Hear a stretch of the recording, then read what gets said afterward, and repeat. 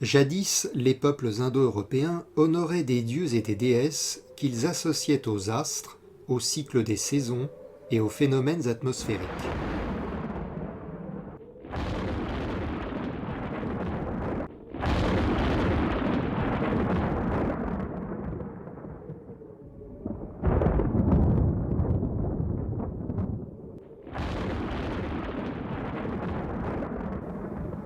Taranis est le dieu celtique du tonnerre. C'est l'un des principaux acteurs du panthéon occidental. Son nom signifie tonnerre en gaulois.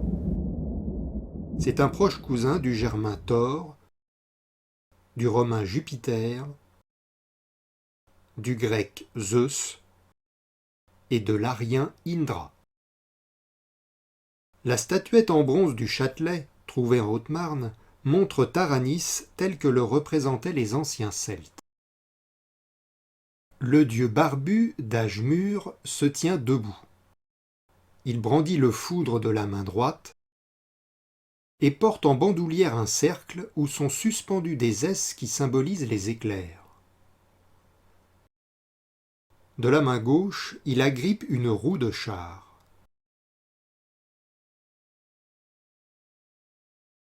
Cette roue caractérise si bien Taranis qu'elle suffit souvent à l'identifier, comme cette statuette dans l'Aisne et ce relief en Alsace.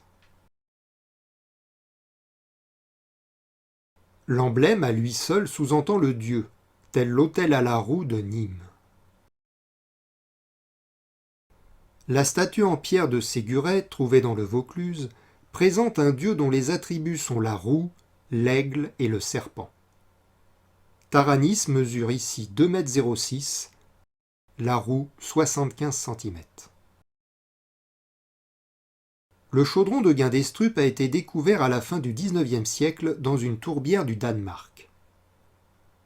Daté plus ou moins de l'époque du Christ, ce chaudron rituel est constitué de 13 plaques d'argent gravées d'images mythologiques. Une plaque montre Taranis en buste et main levée. On le reconnaît à deux attributs. Il porte une barbe épaisse et il est associé à une roue. Sur sa droite, la roue est aussi tenue par un personnage en pied, coiffé d'un casque à cornes. En bas, situé sous le guerrier au casque à cornes, glisse un serpent à tête de bélier. La scène est encadrée en bas par 3 griffons passants, le griffon est un hybride mi-aigle mi-lion, en haut par 2 loups contrepassants. Ainsi, Guindestrup et Séguret montrent tous deux le dieu Taranis, associé à la roue, au rapace, aigle ou griffon, et au serpent.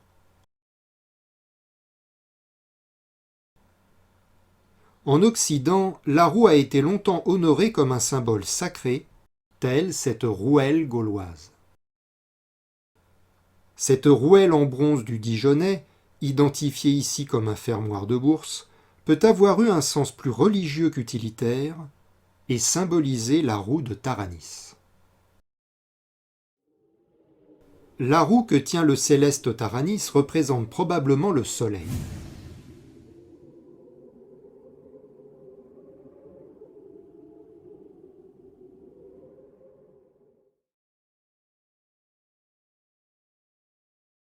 Dans l'imaginaire des anciens Celtes, l'ennemi du monde était figuré par une créature hybride, le géant Anguipède.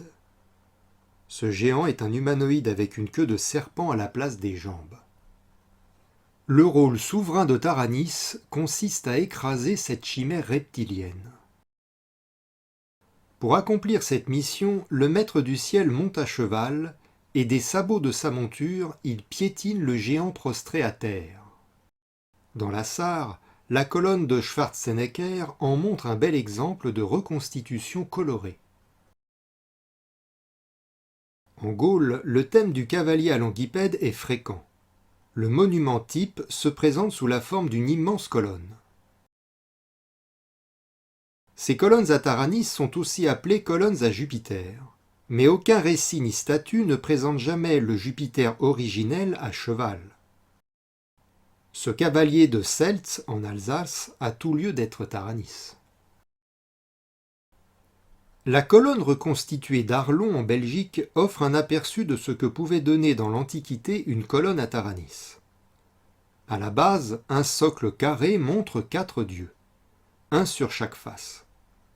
Quasiment toujours, il y a le baroudeur Hercule, armé de son bâton, associé à 3 acolytes divers. Au-dessus de cette pierre à 4 dieux s'élance la colonne, couverte parfois d'un motif qui évoque des feuilles superposées ou l'écorce d'un tronc comme pour lui donner l'apparence d'un arbre. En haut de la colonne repose un vaste chapiteau à 4 côtés, chaque face étant couverte d'un visage. Ces 4 visages figurent peut-être des vents aériens ou les 4 saisons de l'année. Enfin, à la cime domine Taranis. Les vestiges de ces monuments ne sont jamais complets, mais par des recoupements on sait ce qu'il en était jadis. Ainsi, sur la colonne reconstituée du Donon en Alsace, on voit Taranis à cheval qui brandit son arme céleste, le foudre. Lancé au galop ou par une ruade, son destrier fougueux foule le géant à queue de reptile, qui ne paraît même pas se défendre, comme à Portieux dans les Vosges. À Plouaret, en Armorique, malgré l'usure du temps, on devine encore la forme du cheval, les jambes de Taranis et la silhouette tendue et écrasée du géant à queue de serpent. À Néchères, en Auvergne, la statue de Taranis a été refaite à l'identique. Ces colonnes ne sont pas homogènes. Certaines comprennent au-dessus de la pierre à 4 dieux un second socle, comme à Stuttgart, en Allemagne. En Lorraine, près de Metz, fut découverte en 1878 la colonne de Merten du cavalier à Languipède. L'œuvre totale mesurait 12 mètres de haut. C'est l'une des plus complètes retrouvées à ce jour. Sur le chapiteau, une dalle porte le monstre Anguipède, que le destrier de Taranis écrase de ses sabots à l'épaule et à la tête. La victoire du dieu est totale et paraît sans effort. À Église-Neuve près Billon, dans le Puy-de-Dôme, le géant écrasé supporte avec une sorte de résignation les sabots du cheval de Taranis. À Grand dans les Vosges, à la place du géant à queue de serpent, on trouve un petit humanoïde ailé dont les ailes portent les sabots du puissant cheval. Détail intéressant, le bilan de ces colonnes montre qu'en général, la course du cavalier semble orientée vers le soleil levant. Et il ne fait aucun doute qu'il s'agit de Taranis. À Obernburg, en Bavière, Taranis est parfaitement identifiable avec son célèbre attribut, la roue, qu'il porte ici en guise de bouclier. Ces colonnes à Taranis sont présentes dans toute la Gaule chevelue avec une forte densité dans le nord-est. Elles sont absentes en revanche de la Narbonnaise. Datées des 2e-3e siècles, les colonnes à Taranis atteignent sans doute leur apogée à l'époque de l'Empire gaulois. Cet événement méconnu a joué un rôle crucial dans la renaissance de la culture celtique dès la période romaine. En 260, point de bascule du monde antique, la bureaucratie romaine, l'autorité militaire et la monnaie s'effondrent. L'Empire romain, présidé par le faible Galien, cesse de fait d'exister en Occident.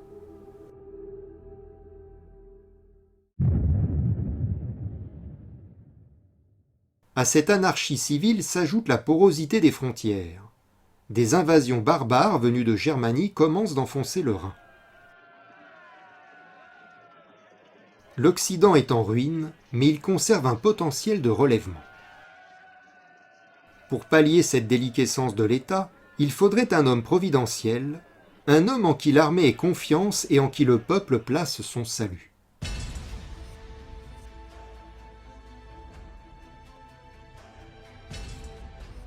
Cet homme-là, c'est un général gaulois du nom de Posthume. En Gaule, même sous l'Empire, l'armée a toujours eu une forte composante à cheval. Posthume mobilise donc la cavalerie gauloise et refoule les envahisseurs au-delà du Rhin.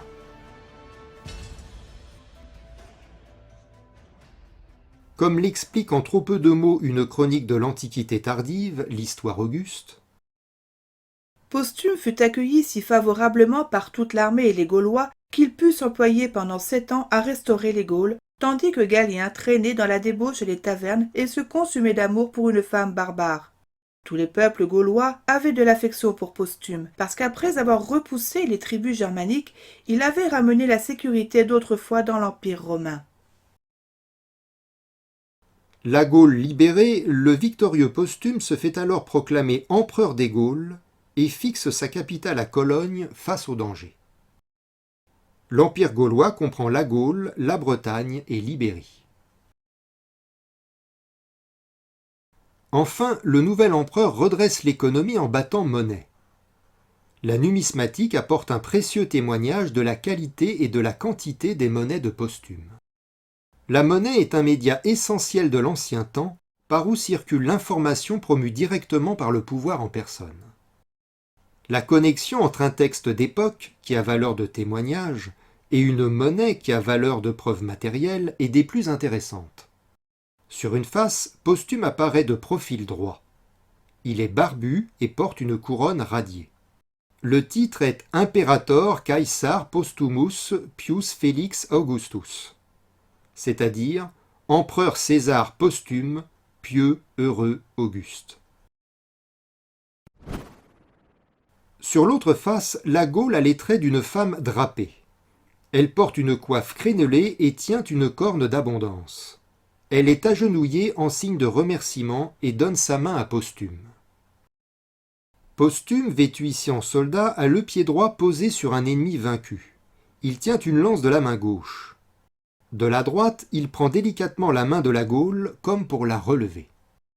Le titre est Restitutor Galliarum, c'est-à-dire restaurateur ou sauveur de la Gaule.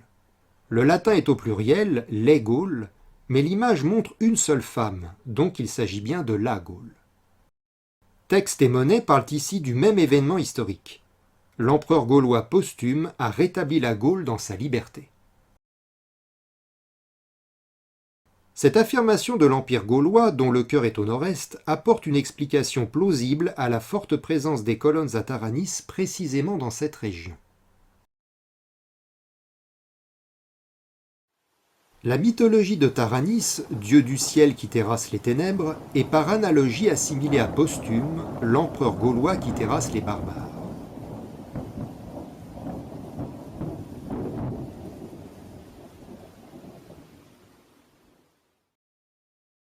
À l'avenir, la recherche historique gagnerait à se pencher davantage sur l'Empire gaulois. Cela peut surprendre notre époque, mais Posthume est apparemment le chef d'État de notre pays le plus identifiable avant l'an 1000, si l'on s'en tient à la matière archéologique, donc à l'exclusion des textes.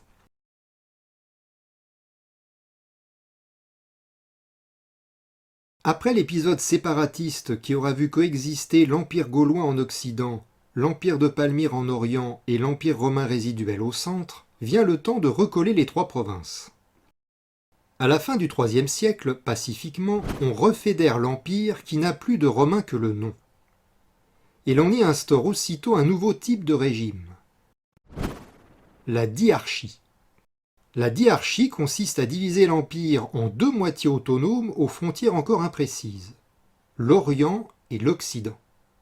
Par une meilleure localisation du pouvoir, on espère pallier le manque de réactivité d'un régime trop centralisé. Désormais, il y aura deux empereurs, Dioclétien qui gouvernera l'Orient et Maximien l'Occident.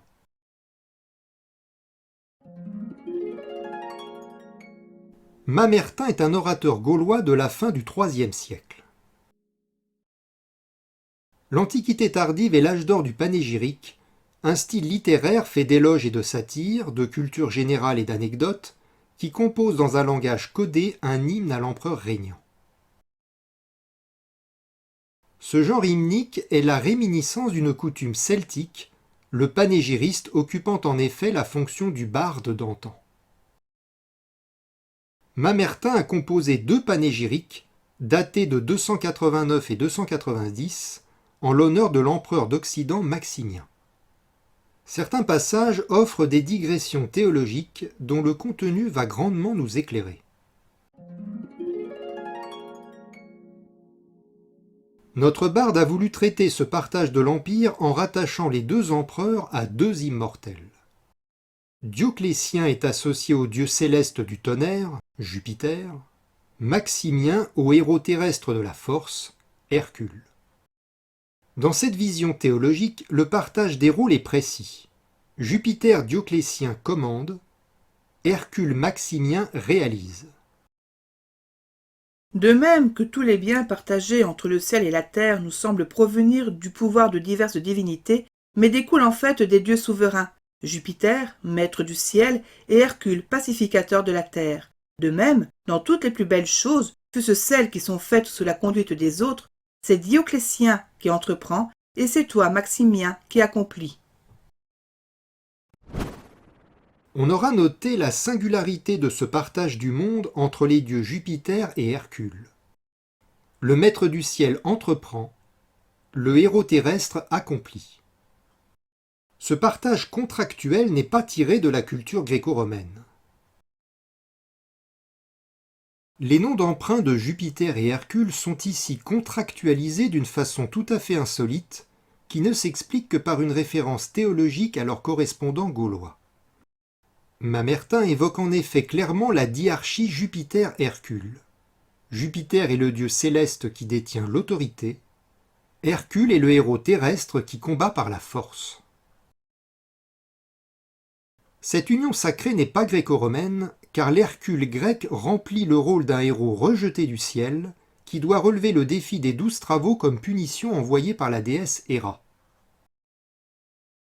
Ni la Grèce ni Rome n'offrent un binôme métaphysique qui unirait clairement Zeus et Hercule, la foudre et le bâton, pour ensemble vaincre les monstres et régenter les affaires du monde. Pourtant, c'est bien ce binôme-là que promeut Mamertin, à l'instar d'ailleurs des colonnes à Taranis.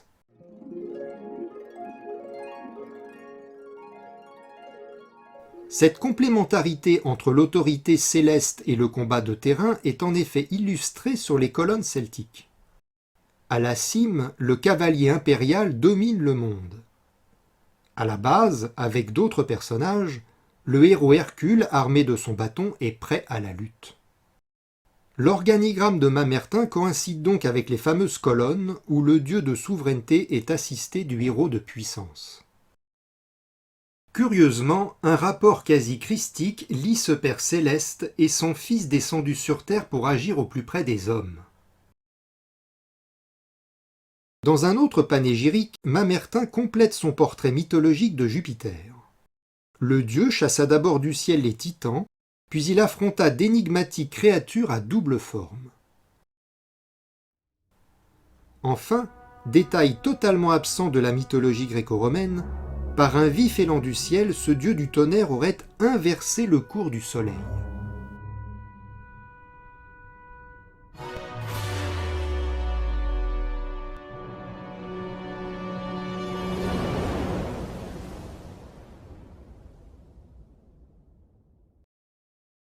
En vérité, le modèle de Dioclétien, c'est le dieu qui jadis expulsa les titans du domaine céleste et qui ensuite batailla contre les monstres à double forme. D'un soin perpétuel, il gouverne un empire bien établi et préserve avec vigilance l'ordre et l'alternance de toutes choses. Car il est en mouvement, non seulement lorsqu'il suscite le tonnerre et lance la foudre, mais même après avoir dompté les forces élémentaires, il arrange encore les destins, et d'une céleste poussée, il inverse le cours du brillant soleil. Ces textes du IIIe siècle vont éclairer la plaque du chaudron de Guindestrup où 2 personnages ressortent. Le dieu Taranis commande au ciel, il touche la roue solaire et semble même la confondre avec sa main droite. L'autre personnage, plus petit tel un héros terrestre, tient la roue solaire dans ses mains, il a tout l'air d'assister le dieu du tonnerre. En bas, le serpent est situé précisément sous le héros. Sa tête de bélier, bizarrement retournée juste sous la roue, indique peut-être l'inversion de la course du soleil, comme évoqué dans le texte.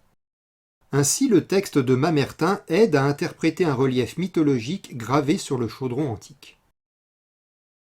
En résumé, au cours du IIIe siècle, la Renaissance celtique se confirme sous tous les plans. Politico-militaire, avec la naissance de l'Empire gaulois et la victoire de Posthume sur les barbares. Économique, avec le battage de monnaie. Artistique, avec l'érection des colonnes de victoire à Taranis et Hercule, mêlant grandeur du Nouvel Empire et mythologie celtique. Littéraire enfin, avec des références théologiques aux dieux célestes et aux héros terrestres des Gaulois sous les noms d'emprunts plus conventionnels de Jupiter et Hercule. Les chansons de geste françaises diffusées en Occident entre les XIe et XIIIe siècles sont le fruit chrétien de l'ancien paganisme de la Gaule. Le souverain de cette matière de France est Charlemagne. D'après Éginard, biographe de l'empereur des Francs, c'est même Charlemagne en personne qui aurait ordonné de mettre à l'écrit la culture orale du vaste royaume.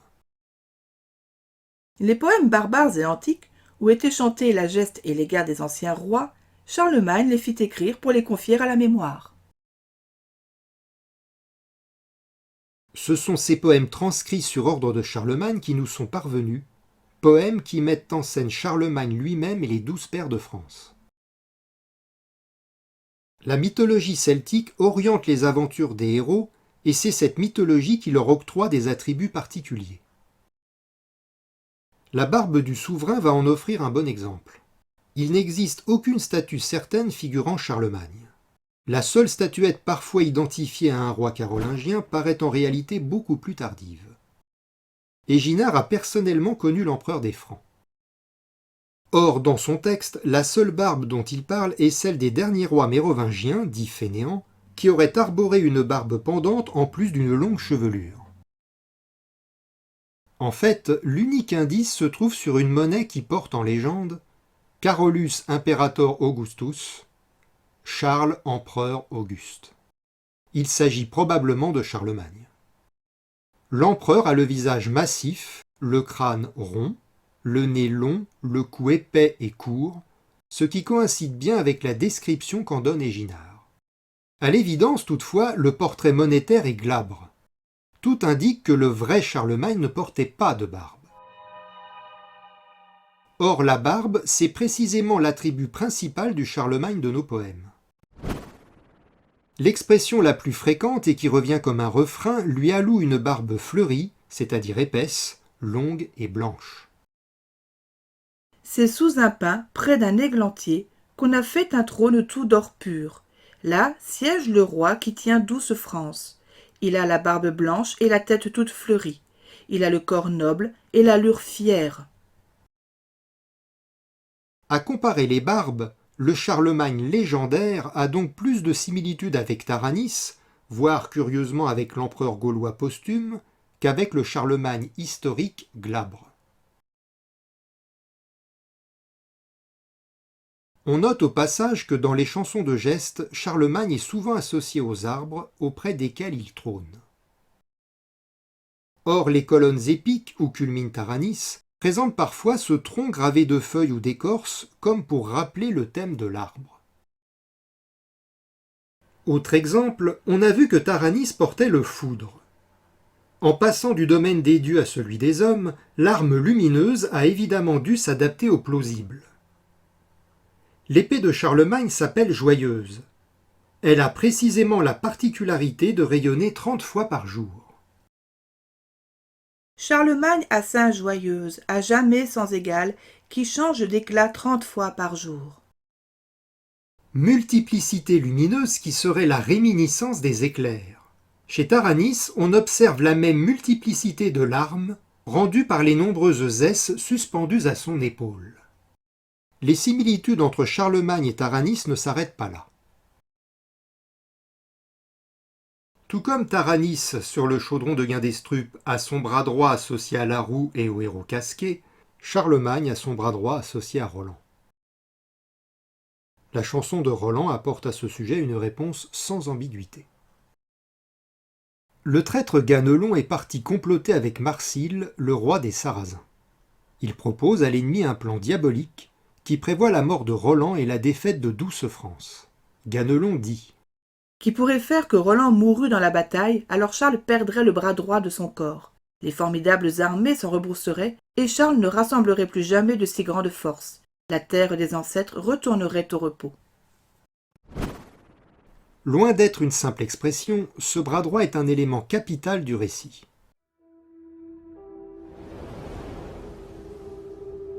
Plus loin, en effet, Charlemagne fait un songe prémonitoire qui confirme la trahison de Ganelon contre les Francs. La scène onirique, volontiers archaïsante, montre Charlemagne mordu au bras droit par le sanglier Ganelon, puis assailli par le léopard Marsile, tandis que le chien Roland surgit à son secours. Le jour s'en va, la nuit est tombée. Le puissant empereur Charles dort. Il fait un songe. Il était au plus haut col de Cise et tenait sa lance à la hampe de frêne quand le comte Ganelon la lui saisit des mains. Il la secoua et l'agita si violemment que les éclats envolèrent jusqu'au ciel. Charles dort et ne s'éveille pas. Après ce songe, il a une autre vision. Il était en France, dans sa chapelle d'Aix, un sanglier très cruel, Ganelon, lui mordait le bras droit. Des Ardennes, il vit venir un léopard, Marsile, qui avec fureur l'assaillit en personne. Depuis la salle dévala un vôtre, Roland. Par bonds et par sauts, il accourut à Charles. Il trancha d'abord l'oreille droite du sanglier, puis avec colère combattit le léopard. Si le héros casqué peut anticiper Roland, qu'en est-il de la roue ?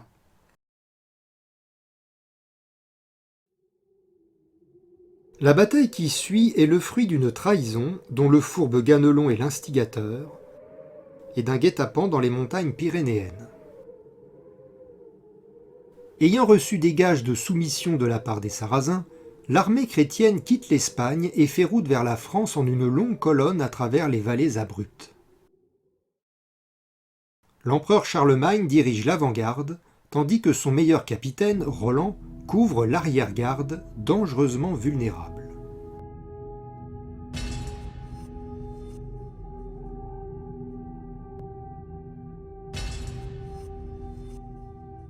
Or, c'est un piège.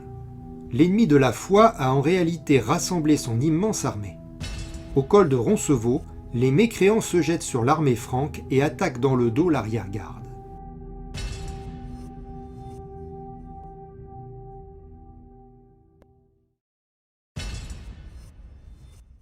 Roland, Olivier, l'archevêque Turpin et leurs compagnons résistent comme ils peuvent, mais ploient sous le nombre.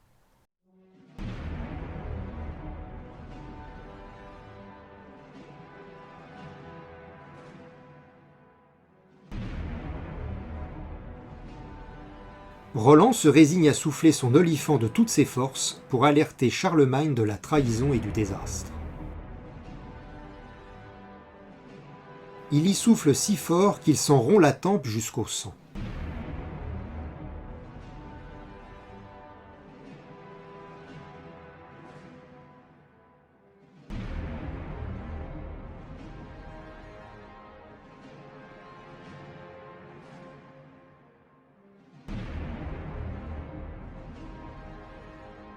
Quand de l'autre côté des Pyrénées, Charlemagne entend au loin retentir l'olifant, il comprend ce qu'il se passe et fait aussitôt arrêter le traître Ganelon. L'armée chrétienne rebrousse alors chemin et galope au secours de Roland et de l'arrière-garde décimée.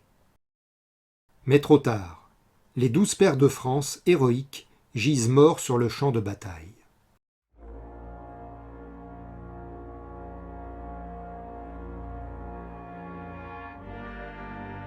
C'est là que va intervenir un phénomène surprenant qui rapproche l'empereur des Francs du dieu celtique Taranis.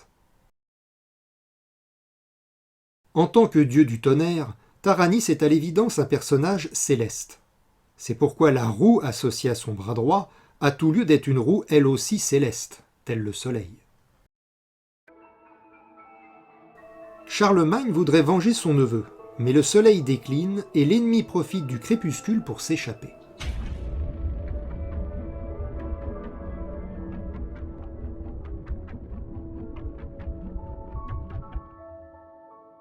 Alors l'empereur des Francs se met en prière, et aussitôt se produit un miracle. le soleil s'immobilise dans le ciel.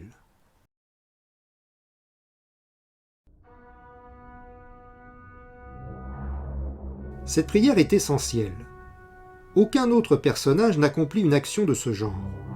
C'est l'un des aspects de la fonction souveraine.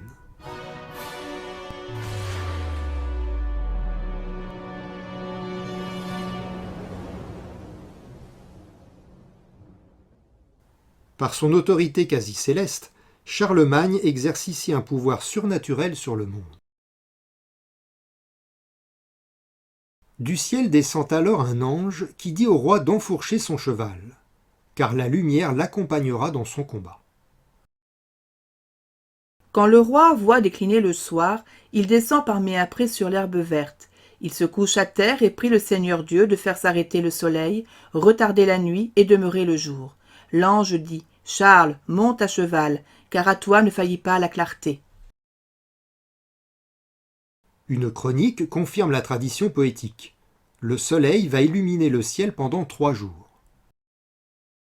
Pendant que Charles chevauchait sans relâche avec toute sa baronnie, il advint que le soleil s'arrêta et resta immobile pendant 3 jours. Comme on pouvait s'y attendre dans une lutte quasi cosmique qui oppose la lumière divine à l'obscurité démoniaque, la ruée chrétienne terrasse les Sarrasins en un lieu au nom évocateur, le Val-Ténèbres. Pour Charlemagne, Dieu fit un grand miracle car le soleil est resté immobile. Les païens fuient, les francs les pourchassent. Ils les atteignent au Val-Ténèbres. Le cours de l'Èbre est devant eux. Les païens réclament un de leurs dieux Tervagant puis sautent dans l'eau sans protection. Certains coulent au fond, d'autres s'en vont au gré du courant. Les Francs s'écrient « Malheur à vous d'avoir vu Roland !»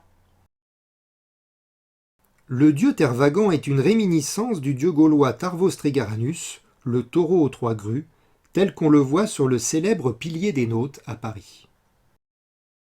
Par cette référence au taureau mythique de la Gaule, la fin de la bataille de Roncevaux sonne comme un ancien sacrifice rituel. C'est sans doute ce taureau que l'on rencontre déjà sur le chaudron de Guindestrup. Sur une plaque latérale, héros et bovidés sont présentés 3 fois dans ce qui s'apparente à un duel. Finalement vaincu, le taureau gît mort dans le Val-Ténèbres du chaudron, si l'on peut dire, à savoir la plaque du fond. Chaudron de Guindestrup et chanson de Roland se font donc écho à travers les siècles, car ils sont façonnés de la même matière celtique. La composante principale peut se résumer ainsi. Le roi barbu active la roue solaire. Cette composante précise se retrouve dans l'iconographie du dieu gaulois Taranis, dans le texte gallo-romain de Mamertin où Jupiter Taranis inverse le cours du soleil, et dans les textes médiévaux français où Charlemagne immobilise le soleil. Une telle pérennité ne laisse pas de surprendre. Jusqu'à nos jours, des coutumes régionales ont conservé des rituels de l'ancien culte solaire. À la Saint-Jean d'été, on réunit le village au sommet d'une colline qui domine une rivière. Quand tombe la nuit, on enflamme une roue bourrée de paille. Puis on projette la roue de feu en aval pour lui faire dévaler la pente jusqu'à la rivière.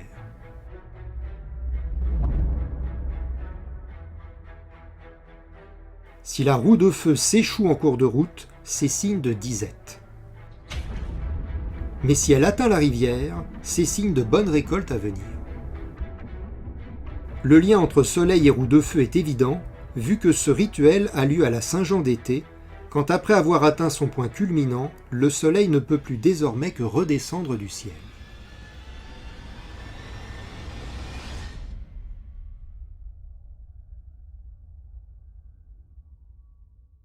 Ce rituel médiéval consiste donc à reproduire l'action de Charlemagne. La scène principale est une roue de feu qui illumine la nuit. La scène finale est une chute dans la rivière. Il s'agit là d'un héritage qui dépasse l'horizon celtique pour atteindre l'espace indo-européen. En Inde, au pays des Aryens, le dieu Indra offre en effet des similitudes intéressantes avec Taranis. Non seulement Indra est le roi du ciel et le dieu du tonnerre, mais lui aussi est associé à la roue solaire. Un mythe raconte en effet comment Indra a jadis ôté ou brisé une roue du char du soleil. Il est en outre explicitement dit que c'est par cette action qu'il a pu vaincre les ennemis des dieux. Indra a brisé la roue du soleil, car sa force est irrésistible. Mais en même temps, cette roue qui est lancée dans l'espace et sur qui repose la vie de tous, a été sauvée de la destruction. C'est alors qu'en faveur de tes amis malheureux, tu as détaché une roue du soleil. Seul, tu as lutté contre tous ces dieux ennemis. Ô Indra, tu as donné la mort aux plus nuisibles. Indra fait donc exactement comme Charlemagne et Taranis. Le roi triomphe de ses opposants après avoir exercé une action contraignante sur le soleil. Indra casse la roue du soleil et vainc les dieux ennemis. Charlemagne immobilise le soleil et vainc les païens ennemis. Taranis, Jupiter, inverse la course du soleil et vainc les monstres biformes. Ainsi, l'iconographie de Taranis et la légende de Charlemagne trouvent un écho favorable dans la cosmogonie d'Indra. Structurellement, Taranis et Indra sont les héritiers, celtiques et védiques, de l'antique dieu du tonnerre des peuples indo-européens.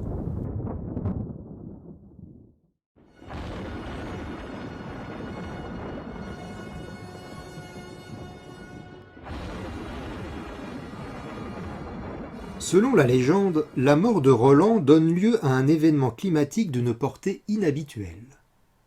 En France, elle déclenche une tempête apocalyptique. Ce ténébreux orage, augmenté de secousses sismiques, rapproche aussi la chanson de Roland de l'iconographie de Taranis, lui-même porteur d'éclairs et de foudre. La colère divine y déploie un déchaînement élémental pour Roland, qui n'est pas sans similitude avec le Vendredi saint. En France éclate une tourmente surnaturelle, bourrasque de tonnerre et de vent, pluie et grêle démesurée, chute la foudre dense et drue. En vrai, c'est un tremblement de terre. À midi sont d'immenses ténèbres, pas de clarté, sauf quand l'éclair fend le ciel. Nul homme ne voit cela sans être saisi d'épouvante. Plusieurs disent, c'est la consommation des temps, la fin du monde qui maintenant nous accable. Ceux-là ne savent pas, ils ne disent pas l'évidence. C'est le grand deuil pour la mort de Roland. Il y a connexion thématique entre la retraite de Roland à travers le col de Roncevaux et la retraite du soleil après le solstice d'été. Roncevaux est censé avoir eu lieu le 15 août 778. Un dernier détail étymologique. En langue gauloise, la roue, la course, se dit roto. Or le nom originel de Roland est Rotland. Il s'agit certes là d'un nom germanique et sans rapport avec la roue. Mais il est troublant que le bras droit de Taranis soit un héros casqué lié à une roto, et que le bras droit de Charlemagne soit Rotland. Tout se passe comme si le nom germanique avait été choisi pour sa proximité phonétique avec le nom celtique du héros originel en rapport avec la roue. Ainsi qu'il s'agisse de la barbe de Charlemagne, de son épée joyeuse, de son bras droit Roland, du soleil immobile dans le ciel, de la tempête apocalyptique ou d'étymologie, la chanson de Roland éclaire la plaque de Taranis.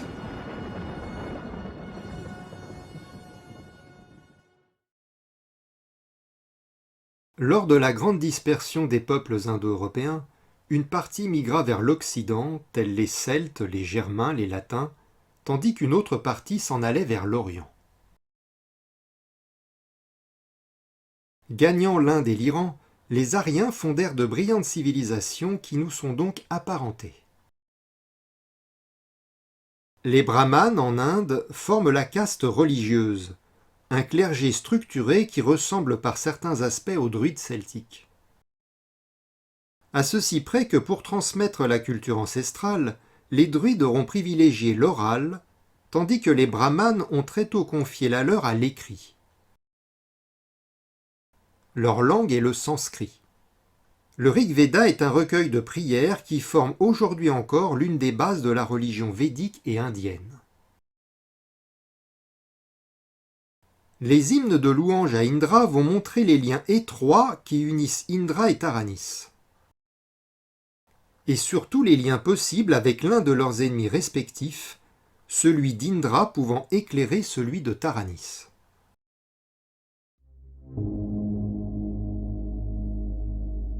En Inde, l'exploit le plus célèbre d'Indra consiste à affronter un géant du nom de Vritra. Vritra est un immense nuage qui, en emprisonnant les eaux dans le ciel, cause la sécheresse du sol et la misère des récoltes. Alors Indra, dieu du tonnerre, intervient. Son action, et c'est un élément important, se fait sans difficulté mais avec une autorité souveraine.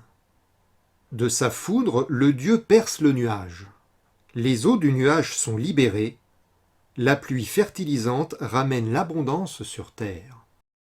Le puissant Indra a touché de sa foudre ces nuages qui du ciel n'arrivaient pas à la surface de la terre. Vritra dessèche la terre. De sa foudre puissante, Indra le frappe. Maître incomparable, hâte-toi de lancer ta foudre sur Vritra et fais couler des torrents de pluie. Le professeur de mythologie comparée Georges Dumézil a ainsi résumé l'exploit fondamental quoique facile d'Indra foudroyant en combat singulier l'aquatique Vritra. Cet exploit qui a de telles conséquences, qui vaut à Indra un tel renom, une telle puissance, semble n'avoir pas même été difficile, n'avoir pas pris la forme d'un duel au risque partagé. En somme, cette grosse chose inerte menaçait la vie du monde plutôt économiquement que belliqueusement. Il avait barré les eaux, les rivières avaient été dévorées par le serpent. Cette structure indo-européenne peut se résumer ainsi. Le dieu du tonnerre traverse facilement une masse aquatique informe et passive.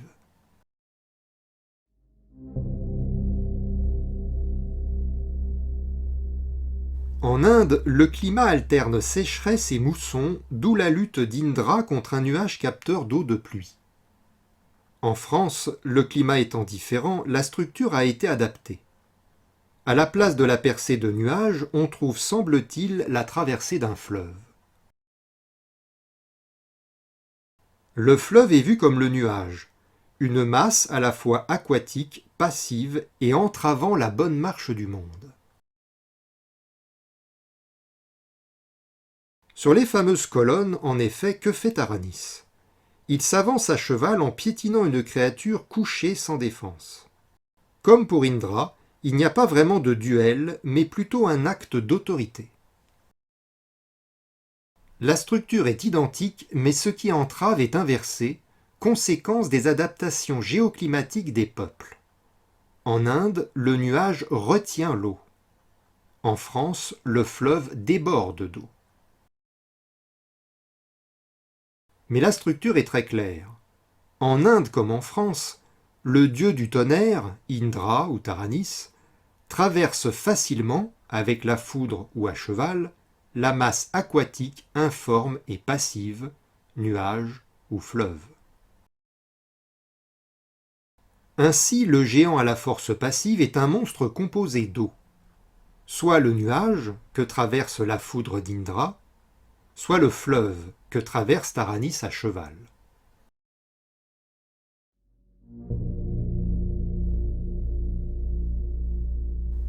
Les textes médiévaux confirment-ils cette interprétation ?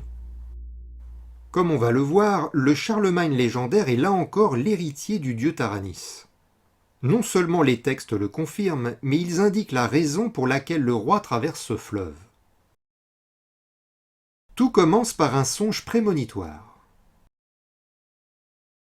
Il vint à Charles une vision où il voyait un chemin d'étoiles. Quand Charles eut vu plusieurs nuits le chemin d'étoiles, il commença par se demander ce que cela pouvait être.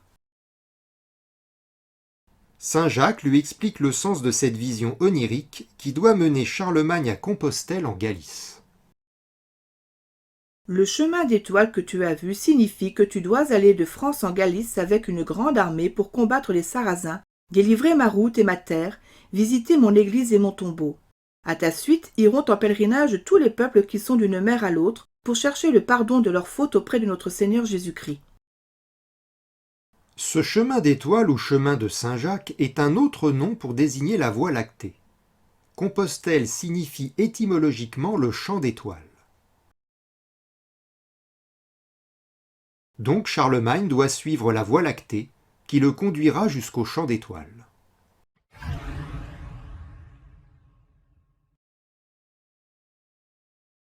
Or, un fleuve se trouve bientôt en travers de sa marche, la Gironde. Charlemagne se met alors en prière. Et tout à coup surgit un cervidé qui lui indique l'emplacement du gué. Le roi Charlemagne se mit alors en route avec son armée et parvint au fleuve qui s'appelle la Gironde. Et ils ne trouvèrent là ni gué ni bac et ils ne savaient pas comment traverser. Alors le roi Charlemagne tomba en prière et demanda à Dieu de leur faciliter le passage du fleuve s'il voulait qu'ils aillent en Espagne. Dieu accomplit alors un miracle pour le roi Charlemagne. Une biche blanche traversa le fleuve à gué et ils chevauchèrent à sa suite. Cette traversée décisive et facile du fleuve par Charlemagne, derrière un cervidé, se trouve aussi dans d'autres récits. Dans quasiment les mêmes termes, en effet, le roi Clovis surmonte déjà cette épreuve à la fois aisée et cruciale. Après avoir reçu un présage favorable de Saint-Martin à Tours, Clovis part en guerre contre Alaric, le roi des Visigoths. Mais sur son chemin, il se heurte à une rivière en crue, la Vienne. Alors il prie Dieu. Au matin suivant, survient une biche géante qui révèle où est le gué. Plus tard, lorsqu'il fut arrivé avec son armée devant la Vienne, Clovis ne savait pas du tout en quel lieu il lui faudrait traverser la rivière qu'une inondation de pluie avait gonflé. Alors, cette nuit-là, il pria le Seigneur de bien vouloir lui montrer le gué par où il pourrait la traverser. Dès le matin, par la volonté de Dieu, une biche d'une taille extraordinaire entre devant eux dans la rivière. Alors qu'elle passe à gué, les hommes reconnaissent par où ils pourront traverser. Le rôle permanent du cervidé auprès des rois Clovis et Charlemagne laisse supposer que jadis Cernunnos, le dieu aux ramures de cerf, devait plus ou moins remplir le même rôle auprès du souverain Taranis. C'est ce que semble indiquer une plaque du chaudron de Guindestrup où Taranis, reconnaissable à sa barbe fleurie, brandit fièrement 2 cerfs ramés par les pattes arrière comme des trophées de chasse. Il est probable qu'à l'instar de Charlemagne et Clovis, Taranis se soit lancé à la poursuite de cervidés au moment de la traversée d'un espace considéré comme aquatique, fleuve, nuages ou voie lactée. En résumé, le roi, seul détenteur de l'autorité, accomplit l'exploit à la fois simple et décisif de passer à travers une masse d'eau géante. Charlemagne traverse l'estuaire de la Gironde, Clovis traverse la Vienne en crue, Indra perce de sa foudre le nuage capteur d'eau, Taranis, enfin, piétine le géant serpent qui barre la route du ciel. La chanson de Roland peut-elle éclairer des chapiteaux d'église ? Dans l'Anjou, l'église de Cunault se dresse au bord de la Loire, à 100 mètres du fleuve. L'édifice est orienté au solstice, soleil levant d'hiver ou soleil couchant d'été. Il s'agit de l'une des plus grandes églises romanes de France. Haute et très lumineuse, elle mesure 73 mètres de long pour 27 mètres de large. Son décor d'une exceptionnelle beauté présente plus de 200 reliefs. Très peu de ces reliefs ont un possible rapport avec la Bible.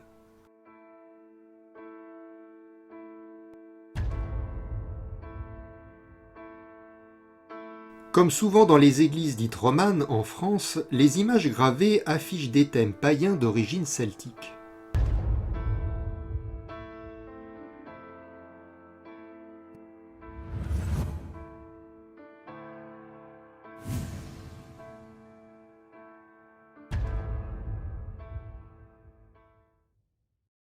L'un des plus beaux chapiteaux de l'église est situé dans la nef du côté sud-ouest.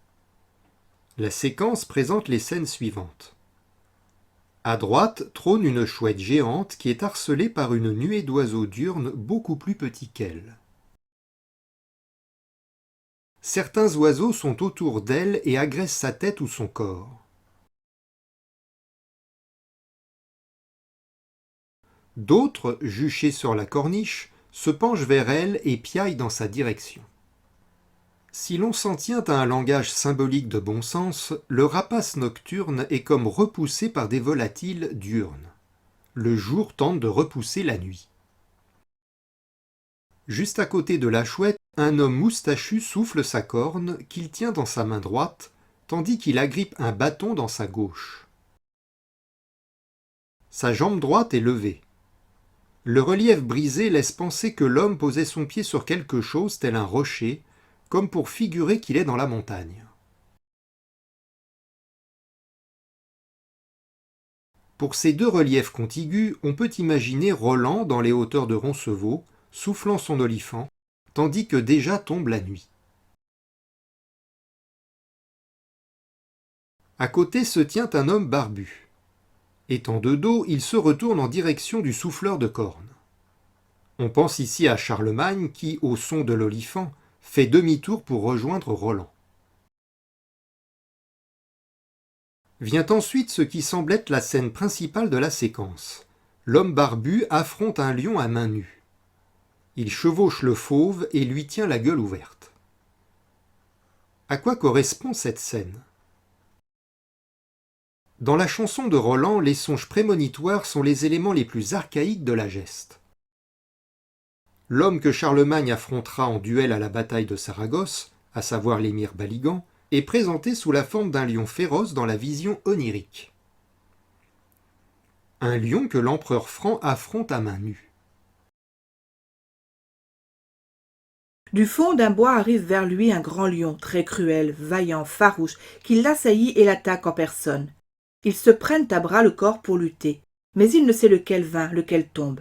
L'empereur ne s'est pas réveillé. Cet ensemble de scènes successives et précises de l'église de Cuno correspond donc parfaitement à des scènes épiques de la chanson de Roland. Si l'on résume dans la chanson de geste et sur le chapiteau historié, on obtient la séquence structurelle suivante. Une action surnaturelle repousse la nuit. Charlemagne prie et le soleil s'arrête dans le ciel, où les oiseaux diurnes chassent la chouette géante. Dans la montagne, le jeune héros, Roland, souffle son olifant pour alerter du péril en cours. Celui à qui s'adresse l'olifant, Charlemagne, entend le message, fait demi-tour et s'en retourne. Enfin, de ses propres mains, le vieux barbu, Charlemagne, affronte le lion, Baligan. Ajoutons qu'à côté du duel homme-lion, une scène montre un homme couché au sol et les mains jointes, tel un mort.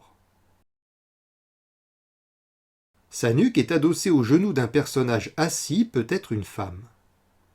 Au-dessus, comme en lévitation, un personnage barbu semble toucher les yeux du défunt. On peut y voir la mort de Roland avec sa fiancée Aude et un ange. Selon la légende, saint Gabriel aurait récupéré le gant de Roland et emmené son âme au paradis.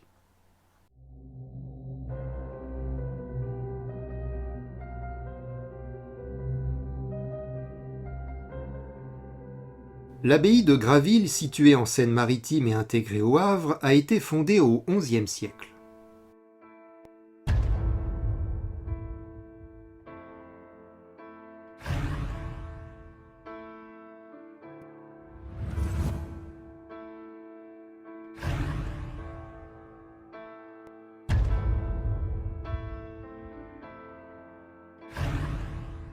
La nef contient au sommet des colonnes de nombreux chapiteaux historiés au sens mystérieux.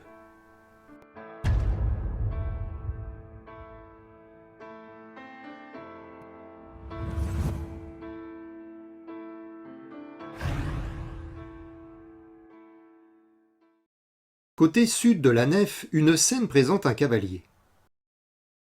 Il tient la bride du cheval de la main gauche, tandis que de la droite, il brandit en arrière une épée, comme pour prendre son élan avant de frapper. Surtout, sa main droite jouxte une grande roue à 4 rayons.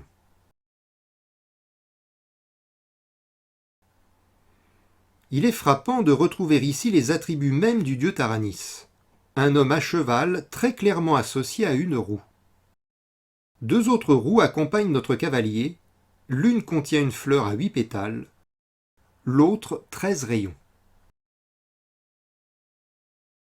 Notre cavalier à l'épée galope au-devant d'un cavalier à la lance. On peut s'attendre à un duel. Enfin, sous notre cavalier à la roue, 2 cervidés avec ramures sont en train de paître. Si l'on met en parallèle le cavalier de Graville avec Charlemagne et Taranis, on obtient d'évidentes correspondances.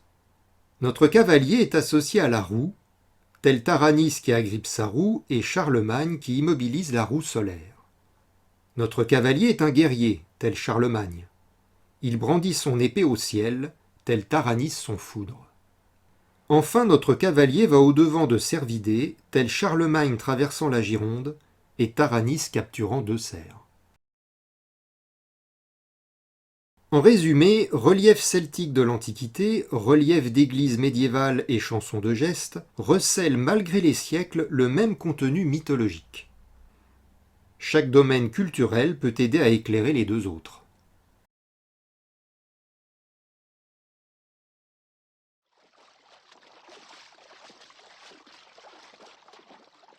Les monnaies antiques offrent des scènes intéressantes à étudier. Dans l'ancienne Gaule, l'animal le plus représenté sur les monnaies est de loin le cheval, au naturel ou avec une tête humaine, ce qui en fait alors une sorte de centaure. Sur une monnaie d'Anjou datée du 1er siècle avant notre ère, on voit un cheval à tête humaine. Il est au galop vers la droite. Il renverse une créature humanoïde, ailée, qui tombe face contre terre. Le centaure tire un char dont on aperçoit la roue et qui est monté par un conducteur. Devant le cheval pend un fanion ici à 3 bandes. Avec des variantes, cette séquence précise anticipe de façon frappante la scène du cavalier à languipède, où le cheval de Taranis piétine de ses sabots le monstre couché au sol. Ici, l'équipage équestre piétine une créature humanoïde ailée, tout comme le Taranis de Grand dans les Vosges.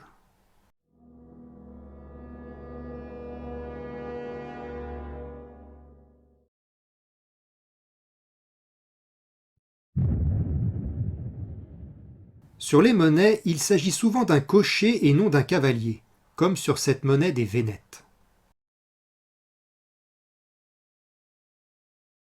La tribu des Aulerques présente une monnaie où c'est un centaure pourvu d'ailes qui piétine l'humanoïde couché au sol. Chez les Osismes, dans le Finistère, le cocher est stylisé en grosse tête, et le cheval est comme guidé par une croix au bout d'une corde que tient le conducteur. Ce qui fait obstacle à l'équipage équestre varie. Chez les Pictons, le cheval à visage d'homme passe sur une main dressée et une sorte de joug. Chez les Riédons, le même équipage bondit par-dessus une roue à 4 ou 8 rayons.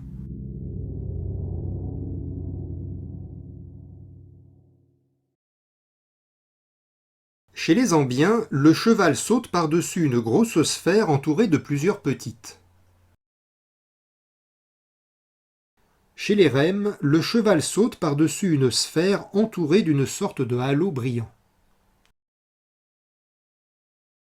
Enfin, chez les Aulerques, le cheval est encadré au-dessus et en dessous par 2 sphères entourées d'un cercle. Chez les Éduins, le cheval saute par-dessus une lyre.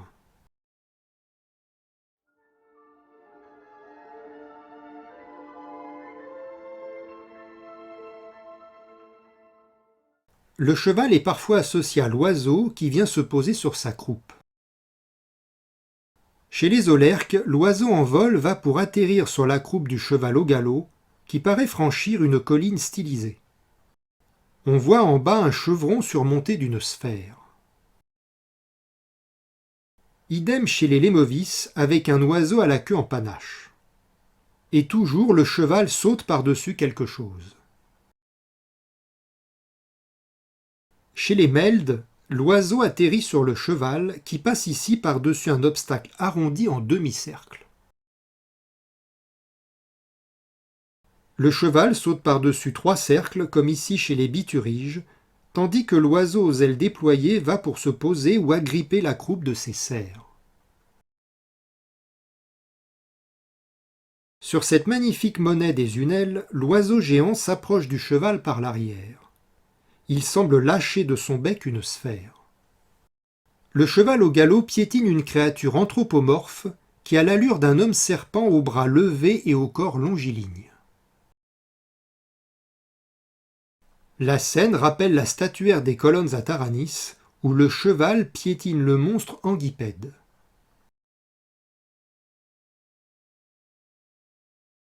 Le personnage piétiné ou traversé est parfois tout autre.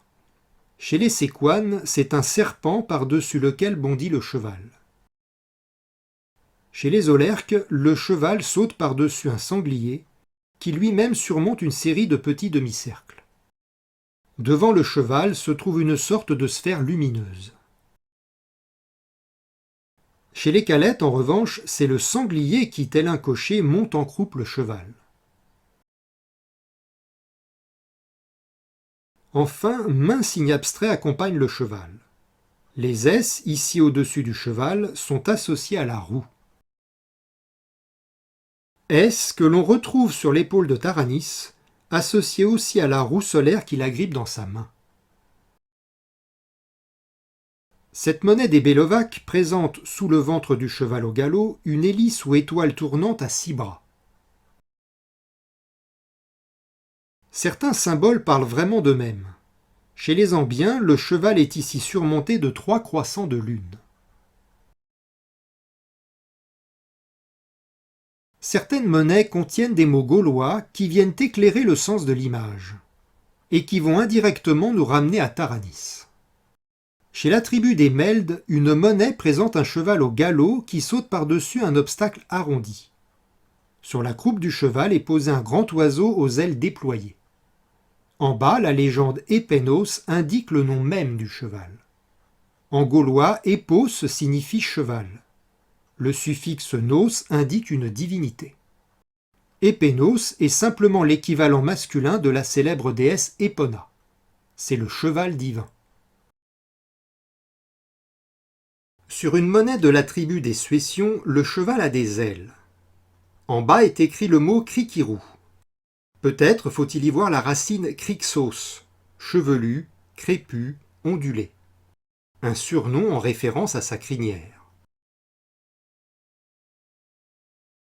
Mais l'une des plus intéressantes inscriptions est la suivante.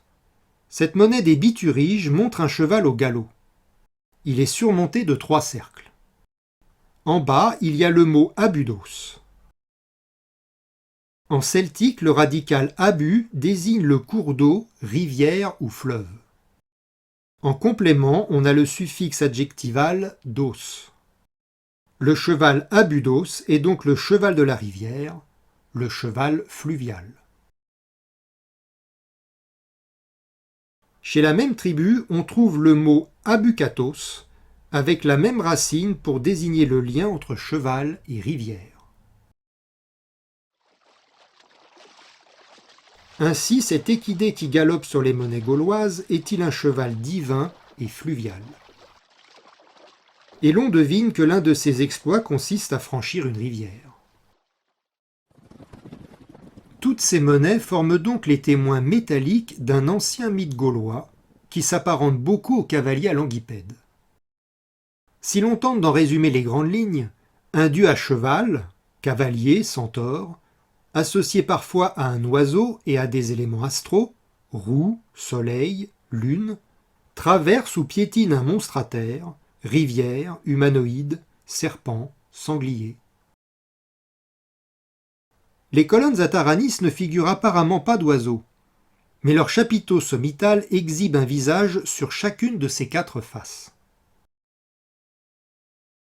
Ces 4 visages, situés juste sous le dieu aérien du tonnerre, symbolisent peut-être les vents saisonniers des 4 points cardinaux, ce qui en ferait, à l'instar des oiseaux, des personnages aériens. Sur le chaudron de Guindestrup, Taranis est en tout cas clairement associé à de puissants volatiles, des griffons. Ce divin cheval des anciens Gaulois n'a pas été englouti par les siècles. La matière de France en a conservé le souvenir dans le cheval Bayard, que montent en croupe les 4 fils Aymon. Bayard est en effet lié au monde de la tempête, à l'instar du cheval de Taranis qui est le dieu du tonnerre.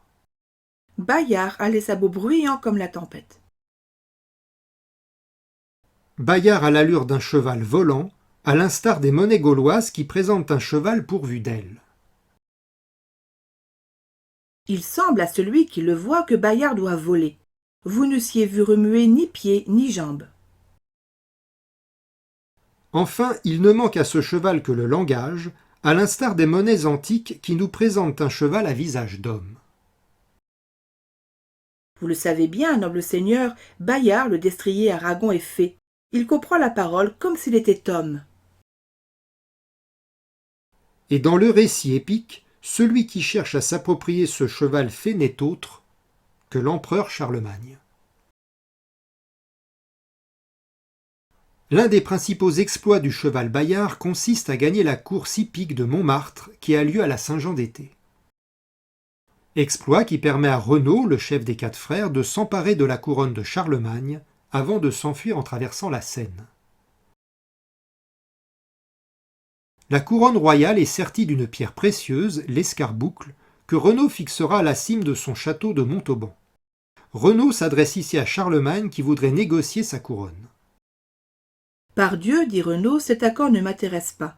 Avec cet or, je paierai tous mes chevaliers. L'escarboucle, je la mettrai dans mon puissant palais. De loin, ils pourront la voir flamboyer, ceux qui vont en Galice pour prier Saint-Jacques. Quant à vous, quand vous tiendrez votre cour à Noël et à Pâques, vos nobles chevaliers vous réprouveront de l'avoir perdu pour avoir marchandé un cheval. En héraldique, on figure l'escarboucle par un cercle qui projette 8 rayons terminés en fleurs de lys. Plus tard, Charlemagne finit quand même par s'emparer du cheval. Son conseiller Nem de Bavière lui souffle alors le moyen de se débarrasser de cet animal fabuleux. Que le cheval soit jeté dans le Rhin avec une meule autour du cou. Mais le destrier féerique est invincible. On apporte la meule qui pèse lourd, on enferme et on attache le cou du vaillant Bayard dans la chaîne de fer. Sa tête est poussée au centre de la meule, puis il est jeté avec impétuosité dans le Rhin profond. Mais le cheval Bayard a tant gratté avec ses pattes qu'il a cassé la meule et tronçonné le fer. Il sort de l'eau, à peine y est-il demeuré. Finalement, Bayard surgit des flots, s'échappe et rejoint le magicien Mogis dans le mystérieux bois de la Serpente. On retrouve clairement chez Bayard les mêmes éléments mythiques que sur les monnaies gauloises. Le destrier est doublement lié à 2 thèmes bien précis. La roue ou le cercle, qu'il s'agisse de l'escarboucle en version positive ou de la meule en négative, et le fleuve, qu'il s'agisse de franchir la Seine après une victoire ou de surgir du Rhin après un supplice. Sur les anciennes monnaies, le cheval est associé au fleuve, nommément, mais aussi à plusieurs roues ou cercles, peut-être en référence à des épisodes de son épopée, conservés dans la chanson de geste.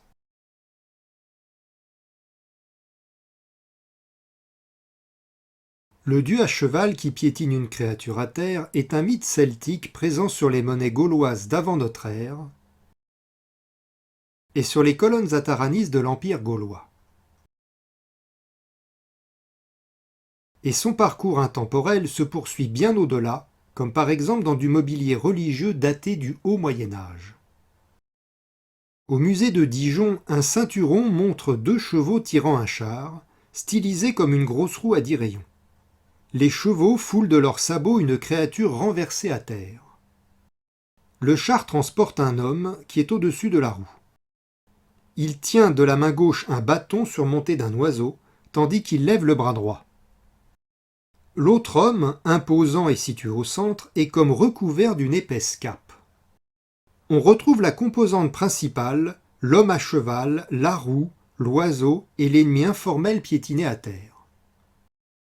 C'est le même mythe que Taranis écrasant le monstre Anguipède, ou le centaure renversant le monstre des monnaies antiques de la Gaule. Le blanc manteau d'église qui parsème l'Occident en l'an 1000 conserve ce mythe celtique. L'église de Parthenay-le-Vieux dans les Deux-Sèvres présente sur sa façade ouest 2 hauts-reliefs imposants qui encadrent l'entrée au centre.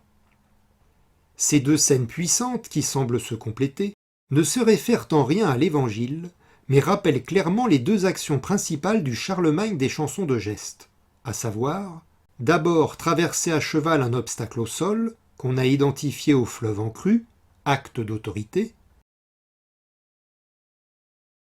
Ensuite, victoire sur un lion à main nue, acte de bravoure. À gauche, le cavalier barbu est coiffé d'un casque.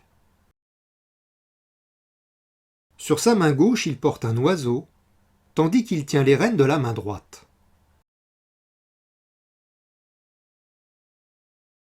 Son cheval piétine un petit humanoïde couché au sol et recroquevillé sur le dos. Il n'y a aucune lutte, mais un acte de domination.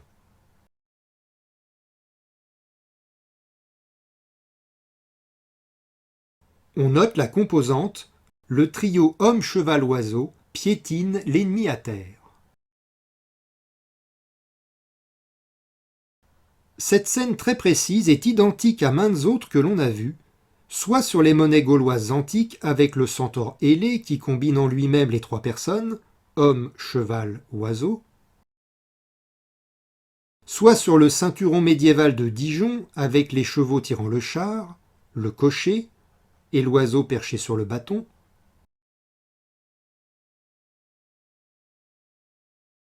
soit dans la légende de Charlemagne qui pour accomplir sa mission doit traverser un fleuve, l'ennemi informel au sol, guidé sur le chemin d'étoiles par Saint Jacques qui remplit alors le rôle de l'oiseau.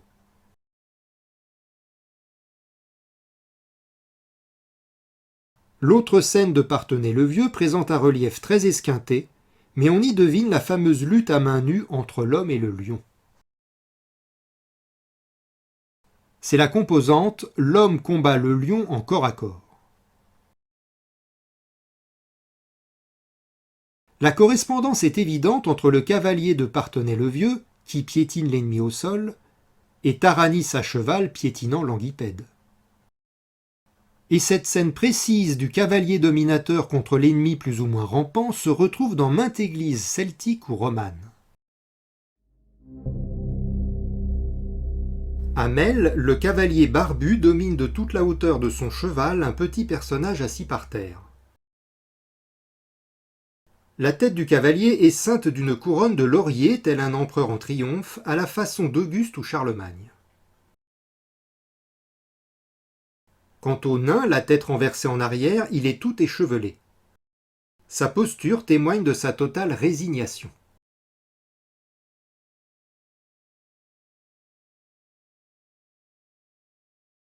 À Autun, le cavalier barbu est coiffé d'une couronne. Son cheval piétine de son sabot droit levé un homme accroupi dans les feuillages. À Brioude, scène identique, le cavalier barbu en armure piétine du sabot droit de son cheval un personnage accroupi au sol. À Saint-Martin de Beaucherville, le roi cavalier barbu porte une couronne. Son allure fière irradie d'autorité. Des sabots de son cheval, il piétine un nain accroupi par terre. Le nain au visage renfrogné mais résigné abrite son crâne de ses bras contre les sabots du cheval. Le roi pointe devant lui son index en direction d'une femme aux cheveux longs. Comme le roi, elle porte une couronne. Et dans chaque main, elle brandit haut un grand lys. Cette reine semble simplement indiquer au roi le chemin à suivre. Structurellement, la scène rappelle beaucoup Charlemagne sur la route de Compostelle. Lors de sa traversée du fleuve à cheval, en effet, le roi est guidé par une biche bienveillante qui lui en indique le gué. Ce rapprochement avec Charlemagne se justifie d'autant plus que sur le chapiteau d'à côté, un cavalier en armure arrive sur un champ de bataille. Il pointe son index vers le soleil flamboyant. Ce qui rappelle là encore Charlemagne juste après le désastre de Roncevaux. L'empereur immobilise grâce à Dieu le soleil dans le ciel et peut ainsi venger son neveu Roland en massacrant les Sarrasins. Enfin, parfois, les éléments semblent séparés, comme si l'on voulait montrer les acteurs avant le dénouement final.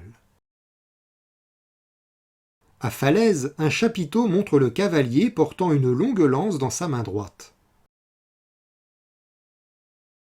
Sur le chapiteau d'à côté, vers où se dirige le cavalier, une gueule agrippe entre ses dents des serpents en entrelacs.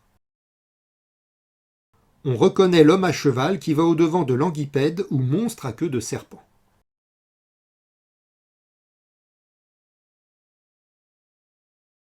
La composante trinitaire qui associe homme, cheval et oiseau s'offre immédiatement au regard sur des monnaies gauloises avec la figure hybride du centaure ailé.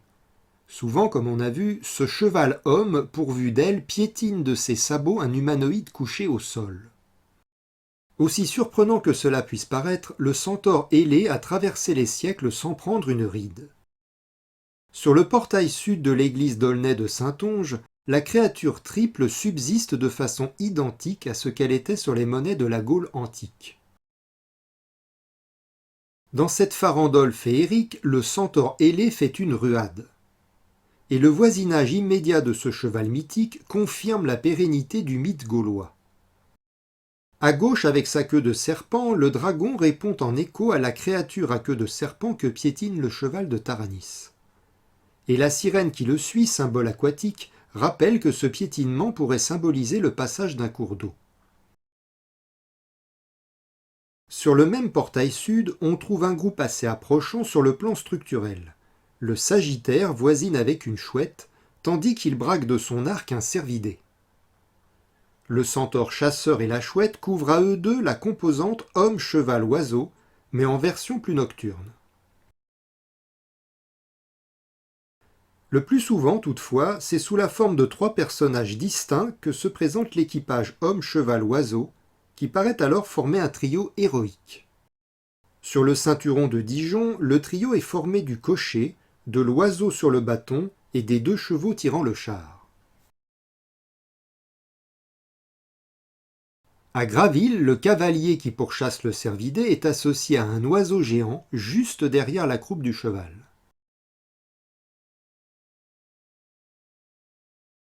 À Parthenay-le-Vieux, le trio se compose du cavalier, de son cheval et de l'oiseau au poignet. Dans le Val d'Oise, l'église du Aulme présente un tympan avec le même trio. Le héros galope sur son cheval. Il brandit une bannière. Un oiseau le suit qui va pour se poser sur la croupe du cheval.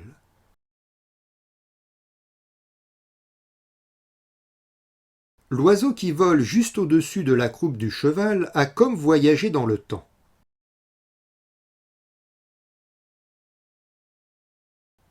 On rencontre déjà ce duo fascinant sur les monnaies de l'ancienne Gaule.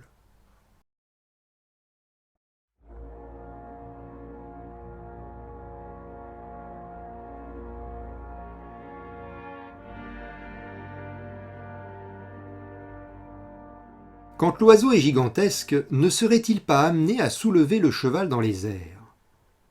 C'est ce que montre un chapiteau de l'église de Falaise.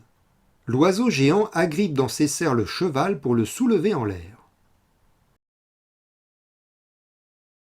Monnaie gauloise antique et chapiteau d'église médiévale en vis-à-vis, on peine à croire que plus de 1000 ans sépareraient les deux images, tant le thème est identique.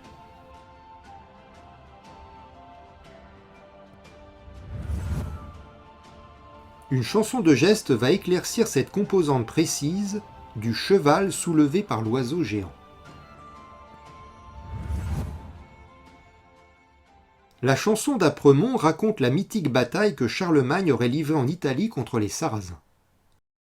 Dans l'épisode qui nous intéresse, le duc Nem, accompagné de son cheval noir Morel, est envoyé en ambassade chez l'ennemi.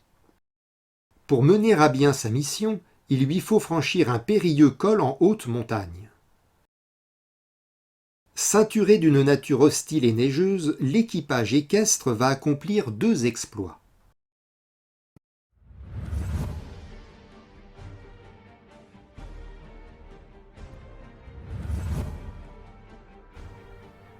D'abord, traverser la froide rivière près d'une cascade. Exploit réussi grâce à la hardiesse du cheval. Le duc Nem de Bavière s'en va désormais porter le message aux Sarrasins. Il chevauche vers Apremont quand commence à tomber un si fort grésil que la neige recouvre bientôt le cou de son destrier. Le duc s'approche d'une roche abrupte d'où descendent les eaux. Impossible de trouver planche ni gué. Voyez donc ce que fit le noble duc. Il rassemble ses forces, éperonne le cheval et se jette dans l'eau au plus profond de la rivière, ainsi parvient-il sur l'autre rive. La haute montagne est le repère des grands volatiles. Le griffon est un oiseau géant apparenté à l'aigle.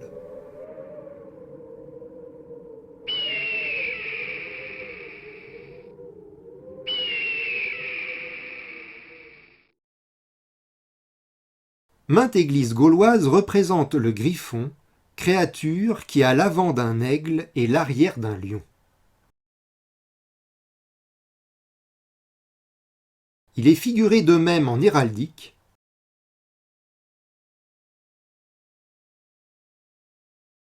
et déjà sur le chaudron de Guindestrup auprès de Taranis.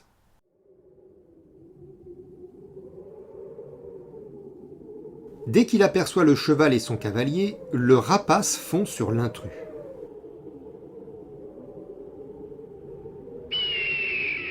De ses immenses serres, il va agripper Morel et le soulever dans les airs.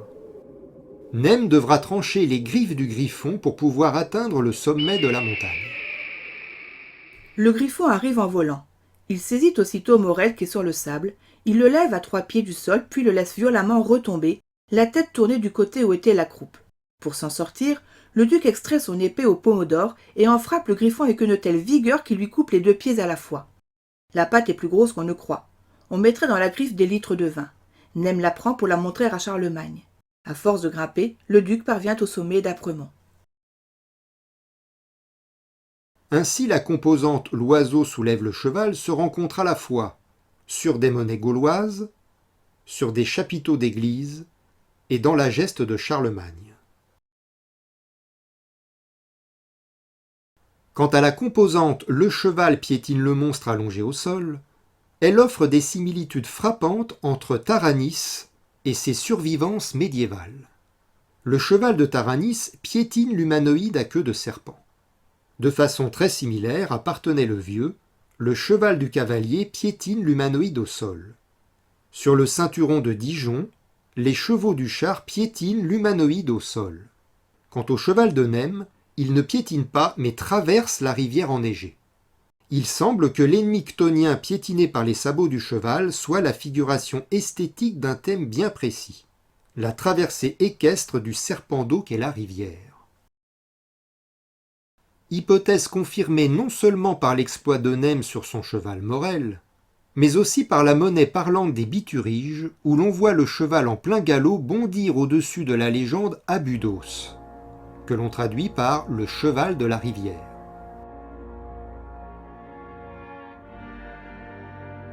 Dès lors, on comprend pourquoi, en général, l'équipage équestre et l'obstacle passif au sol ne sont pas représentés en duel frontal. Il s'agit en fait d'un exploit d'affirmation du cavalier qui est en train de franchir un cours d'eau difficile. De manière intéressante, Nem franchit la rivière sous la neige, détail narratif qui n'est sans doute pas anodin. Ce lien entre la traversée et la neige indique peut-être le franchissement saisonnier de l'hiver. Sur une monnaie des Aulerques, la figuration anticipe de façon saisissante l'aventure de Nem. Le cheval au galop paraît franchir une colline, symbolisée ici par un chevron, tandis qu'un oiseau aux ailes déployées va pour agripper sa croupe.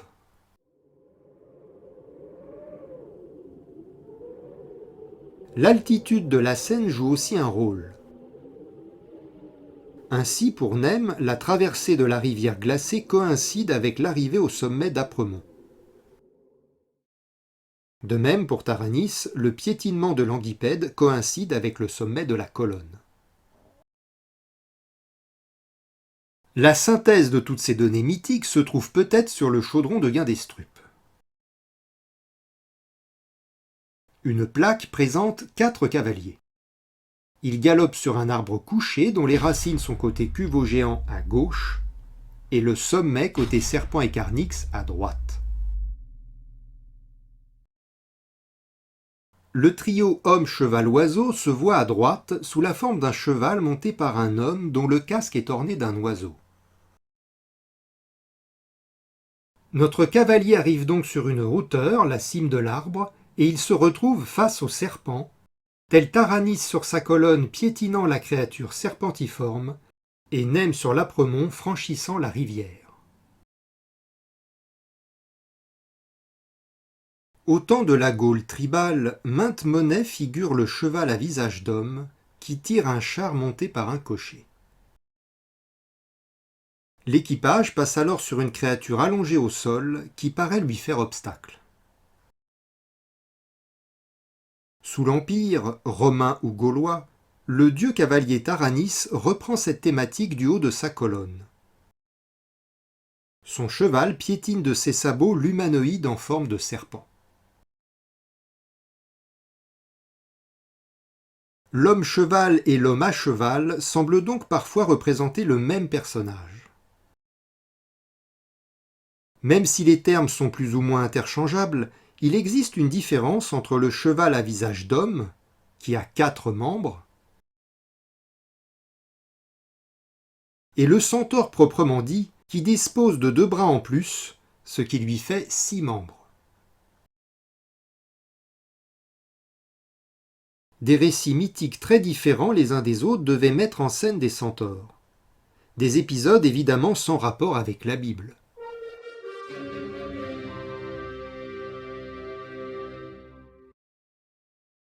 À Mozac, 2 centaures encadrent un arbre. Chacun présente dans ses mains un gros fruit en forme de pomme de pin. En Auvergne, le duo de centaures est fréquemment associé à l'arbre. Soit il fait la cueillette des fruits, soit il présente les feuillages. À Glenn-Montaigu, 2 centaures tiennent chacun dans leurs mains un long rinceau en entrelacs aux pointes fleur-de-lysée. À Charlieu, le centaure affronte en duel le cavalier, chacun tirant la barbe de l'autre. Au Puy-en-Velay, le centaure suit la centauresse aux longs cheveux. Le centaure tient un bâton dans la main droite et agrippe de la main gauche la queue retroussée de la centauresse. La centauresse n'a aucune poitrine et ses côtes sont ressorties en signe de maigreur. À Cuno, un centaure barbu tenant une arme dans sa main droite affronte un humanoïde en armure qui rampe comme un insecte. Un centaure glabre brandit une arme et va pour affronter un ours humanisé tenu en laisse. Derrière le centaure sont perchés des oiseaux à tête d'homme. Comme souvent, cheval, homme et oiseau sont ici associés. Toutes ces figurations de centaures ne correspondent pas forcément au même personnage. Mais il est frappant de constater combien nos églises médiévales ont conservé la physionomie du centaure, déjà présente sur les monnaies de la Gaule antique. Il s'en dégage une évidente continuité culturelle sur le temps long. Dans la mythologie antique gauloise, 2 figures masculines semblent dominer le panthéon païen, Taranis et Cernunnos. De même, dans la matière de France, un lien étroit existe entre le roi à cheval et le cervidé. Ainsi, quand Charlemagne ou Clovis doit traverser une rivière en crue, il obtient l'aide décisive du cervidé, qui l'invite à le suivre et lui indique l'emplacement du gué. Le fait de suivre ou de poursuivre le cervidé est donc l'une des actions fondamentales du roi des Francs à cheval. Ce qui donne la composante suivante, l'homme à cheval, cavalier ou centaure, poursuit le cerf. Dans les églises anciennes, on retrouve beaucoup de scènes de chasse qui, évidemment, n'ont aucun lien avec la Bible. Le binôme homme-cheval contre cervidé y est fréquent. À Graville, on se souvient du cavalier à la roue qui jouxte 2 cervidés en train de paître. Un chapiteau voisin fait sans doute référence au même récit qui présente ici une scène de chasse complète. Ce cavalier poursuit un cervidé sans ramure.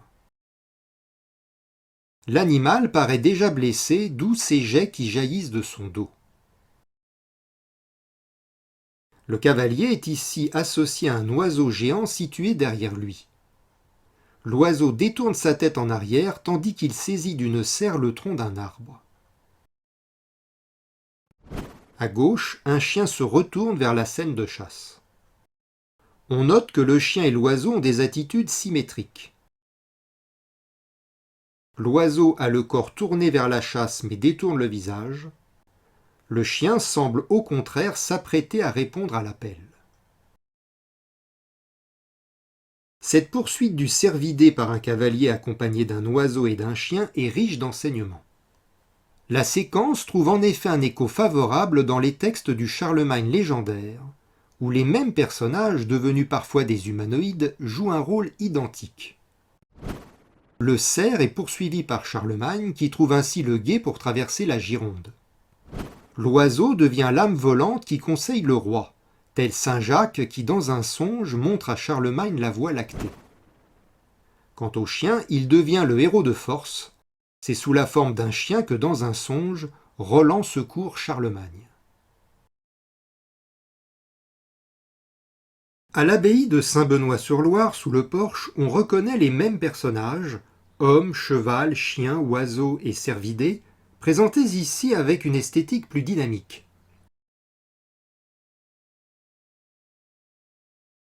Le cavalier pourchasse un cerf. Le cheval, les deux pattes levées, fait une ruade. À côté, le chien, la gueule ouverte, bondit vers la croupe du cervidé, qui s'enfuit la tête retournée. Il est déjà atteint d'une lance. Le cavalier souffle son corps de chasse. Sa main droite surdimensionnée est tendue vers l'arrière. Sous sa main, un cerf gît apparemment mort, les pattes recroquevillées près d'un arbuste. Si l'on prend un peu d'espace, on note sur les deux chapiteaux adjacents des figures intéressantes. À gauche, un homme brandit dans ses mains une mystérieuse tête ronde sur laquelle on va revenir. Et à droite, sur la frise, des duos d'oiseaux mangent des brindilles au milieu des feuillages. Le cavalier est donc accompagné d'un chien en pleine action, tandis que non loin des oiseaux assistent passivement à la chasse au cerf. La gestuelle offre aussi un avantage à mettre en perspective avec d'autres figurations. La main droite du cavalier de Fleury est d'une grandeur inhabituelle, comme si l'artiste avait voulu lui donner un sens particulier. Il la tient à la fois en hauteur et très en arrière. Un peu à la manière du cavalier de Graville, et toujours en présence de deux cervidés.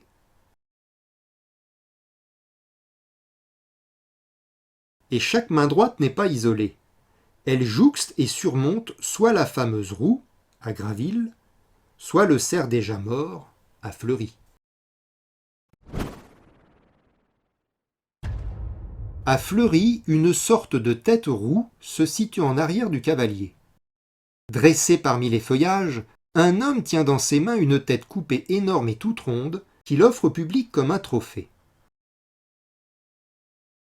La grosseur et surtout la rotondité exagérée de cette tête n'en font pas une tête humaine, mais plutôt la tête d'une créature mythologique, comme s'il s'agissait du soleil ou de la lune.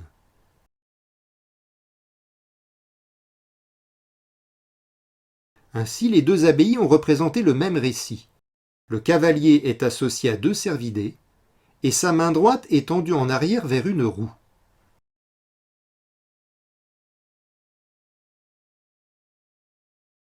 Les liens avec Taranis sont évidents. Le chaudron de Guindestruc présente en effet le dieu gaulois, soit brandissant de ses bras deux cervidés, soit associé à une roue qu'il tient dans sa main droite. Quant à Charlemagne, on sait qu'il est associé au cervidé pour franchir le fleuve, et qu'il immobilise la roue solaire après sa prière à Dieu. Le héros de la chasse au cerf n'est pas seulement le cavalier, mais aussi le cerf. C'est pourquoi à Fleury, sur un autre chapiteau, c'est le cervidé qui est mis en vedette. Il trône à la cime des feuillages, accompagnés sur la frise de duos d'oiseaux qui s'enlacent par le cou. Mainte autre église présente la même configuration avec plus ou moins de ressemblance. Par exemple, à Falaise, on voit le cavalier au galop. Il souffle son énorme cor de chasse. Devant le chasseur à cheval courent les deux chiens. Ils sont sur les traces du cervidé qui retourne la tête vers ses poursuivants.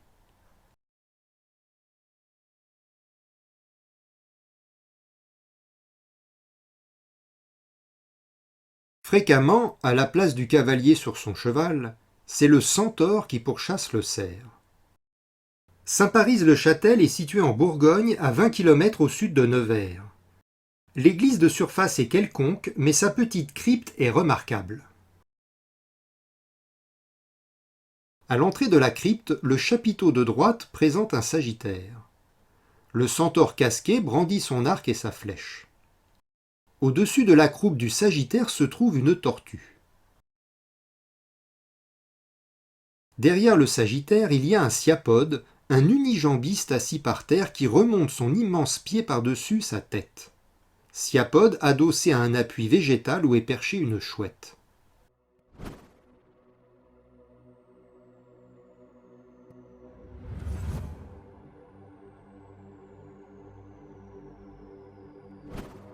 Le sagittaire est ici un chasseur.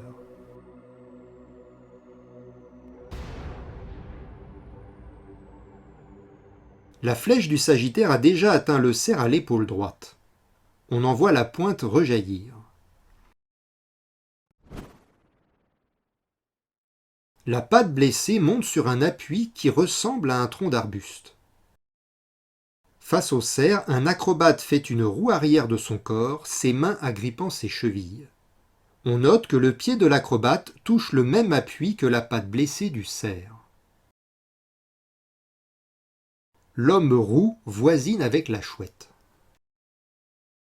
Cet homme qui fait la roue est peut-être la réminiscence du héros qui tient la roue avec Taranis sur le chaudron de Guindestrup. L'homme roux fait ici une roue en arrière, ce qui n'est pas sans rappeler le soleil dont on a vu que la course est soit inversée par Jupiter Taranis, dans le panégyrique de Mamertin, soit arrêtée par Charlemagne, dans la chanson de Roland. À l'entrée de la crypte se présente aussi une roue à 6 rayons encadrée de 2 spirales.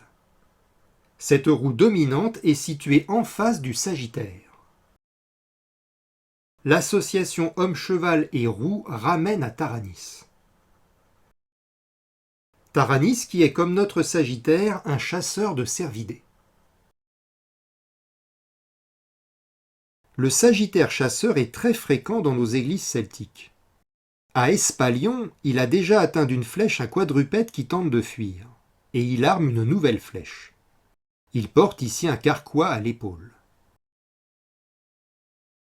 Grâce à son torse d'une grande souplesse, le sagittaire peut se retourner, ce qui lui donne alors une posture rétrograde. À Vézelay, sur un pilier d'entrée, le centaure à l'arrêt se retourne et brandit arc et flèche vers le dehors. Sa queue retroussée entre les pattes lui remonte sur le dos. À Graville, le sagittaire se retourne et vise de sa flèche le lion qui le mord à la queue.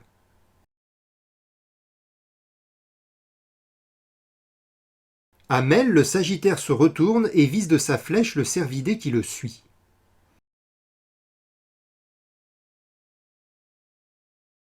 À Saint-Martin-de-Bocherville, le sagittaire se retourne et vise de sa flèche le cervidé qui est posé sur sa croupe. En astrologie, le sagittaire est le signe zodiacal qui finit l'année solaire. Quand il se présente en posture rétrograde, il galope vers un bout de l'année tout en visant l'autre bout de l'année. Les modillons, bien qu'indépendants les uns des autres, présentent parfois des scènes en correspondance. Ainsi, à Rétaux, le sagittaire arme son arc vers l'arrière et vise le modillon d'à côté, où sa précédente flèche vient d'atteindre un cerf qui le fuyait. L'église d'Aulnay de Saintonge en Charente-Maritime présente un portail sud magnifique. La voussure extérieure aligne une farandole féerique d'une trentaine de personnages insolites qui se suivent à la queue leu-leu. La plupart des personnages sont tournés vers l'extérieur, ceux de gauche vers la gauche, ceux de droite vers la droite. 3 d'entre eux nous intéressent. Le Sagittaire, dressé sur ses pattes arrière, se retourne et arme son arc en direction du cerf. De l'autre côté du Sagittaire, il y a une chouette.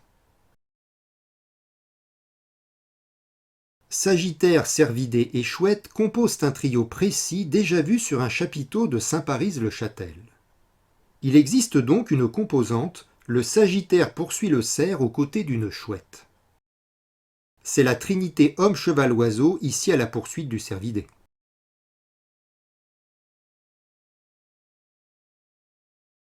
L'antique dieu Taranis est associé à la fois au cheval, comme sur les colonnes impériales, à la roue solaire et au cervidé sur le chaudron de Guindestrup. Si l'on associe tous ces éléments qui représentent Taranis, on obtient la composante suivante. Le cavalier à la roue s'empare du cervidé. À l'église de Graville, on a vu un relief de cet ordre. Le cavalier brandit vers l'arrière son épée, juste sous laquelle se trouve une roue. Et sous ce cavalier à la roue paissent 2 cervidés.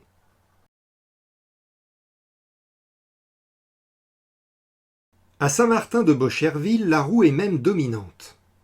Orientée plein sud, elle confirme son essence solaire. La roue se situe derrière le Sagittaire qui vise de sa flèche le cervidé posé sur sa croupe.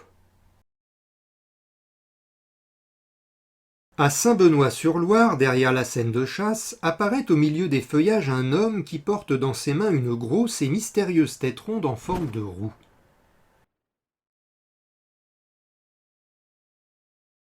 À Saint-Paris-le-Châtel, face au Sagittaire chasseur, trône une roue classique à 6 rayons.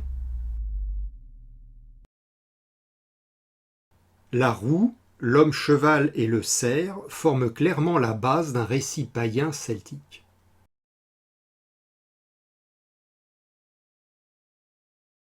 Et cette composante homme-cheval-roue-cervidé, à la fois antique et médiévale, est aussi présente, on le sait, dans la geste du Charlemagne légendaire. En résumé, les 3 matières mythiques se rejoignent. Dans la matière antique, Taranis, dieu à cheval, est associé à la roue solaire et au cervidé. Dans la matière médiévale, le cavalier ou le centaure est associé à la roue et au cervidé. Enfin, dans la matière de France, Charlemagne, roi à cheval, est associé à la roue soleil, qui l'immobilise, et il traverse la Gironde derrière un cervidé. Il est donc clair que la mythologie du dieu Taranis s'est conservée à la fois dans le décor des églises celtiques, avec notamment un certain cavalier à la roue, et dans la geste légendaire de Charlemagne. Chez Charlemagne, l'apparition du cervidé est clairement liée à la traversée de la surface d'eau à cheval. Chez Taranis, les 2 éléments sont présents. Soit Taranis piétine à cheval l'Anguipède, ce que l'on a rapproché de la traversée de la rivière, soit Taranis et le cervidé sont associés, sans lien toutefois avec une surface d'eau à traverser. Mais existe-t-il sur le chaudron de Guindestrup la composante, le cervidé et la traversée de l'eau à cheval? Sur la plaque de Cernunnos, on note la présence discrète d'un petit personnage. Un homme chevauche un poisson. À l'évidence, le héros traverse une étendue aquatique en posture de cavalier.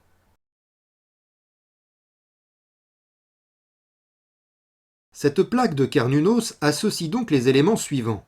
Le cervidé, le héros en posture de cavalier, mais ce héros est ici juché sur un poisson pour indiquer qu'il traverse une surface d'eau. Comme on pouvait s'y attendre, nos églises celtiques gardent en mémoire cette traversée de l'eau sur un poisson. Ainsi, à Mozac, dans le Puy de Dôme, on reconnaît le même équipage. L'homme chevauche un poisson et tient ici dans sa main quelque chose de difficile à identifier, un pain ou un paquet. Odyssée aquatique que l'on retrouve par exemple à Orcival.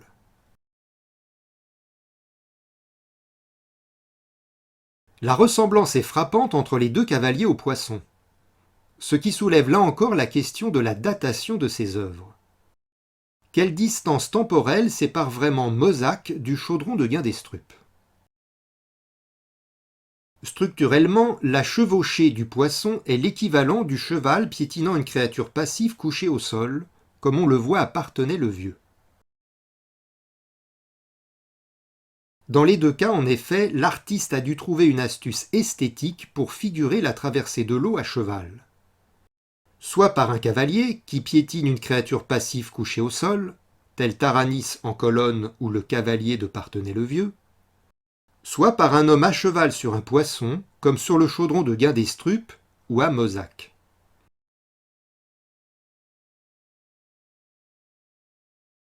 Enfin, preuve qu'il s'agit bien du même thème sous-jacent, on note qu'à Parthenay-le-Vieux, le cavalier piétineur fait précisément le pendant du lutteur au lion. Les deux personnages encadrent l'entrée ouest. Or, à Mosaque, sur le même chapiteau, et encadrant ici un arbre, le cavalier aquatique fait le pendant lui aussi du lutteur au lion. On voit le héros victorieux. Il domine le fauve qui est dos au sol et lui tient la gueule ouverte.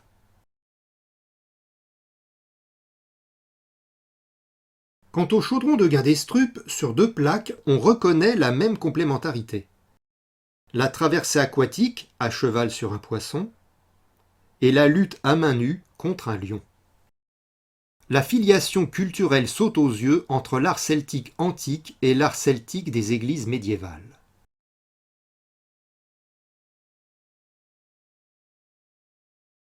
Pourvu de sa célèbre barbe fleurie et de sa roue solaire, le roi des dieux s'en allait jadis sur le chemin d'étoiles. Traversant à cheval le fleuve hivernal, il répandait son autorité à tout l'univers. Le Charlemagne légendaire procède tout droit de l'ancien Taranis.